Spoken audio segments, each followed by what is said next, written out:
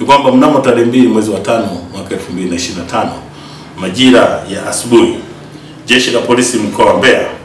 limeweza kupokea taarifa kutoka kwa mtu ambaye anaitwa CJ Mbugi Emmanuel mwenye umri wa miaka 31, mkazi wa Iwambi, ambaye ni mke wa Mparuka Saidi Nyagali almaarufu Mdude, kuwa mnamo tarehe 2 mwezi wa 5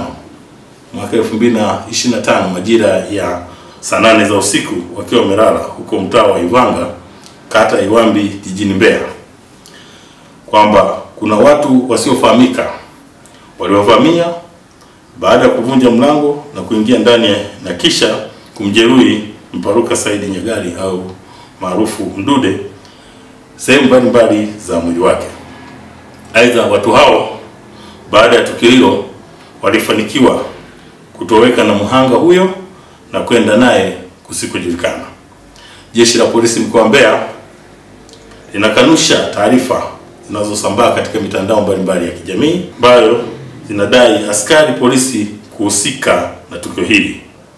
Jeshi la Polisi mkoa wa Mbeya linaendelea na ufuatiliaji ili kumpata mhanga huyo na kuwabaini waliohusika katika tukio hili kwa hatua zaidi za kisheria. Kwa hiyo Jeshi la Polisi mkoa wa Mbeya linatoa wito kwa yeyote mwenye taarifa za mahali alipo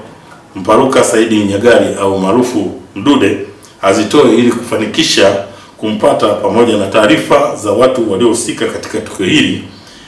tuweze kuwakamata.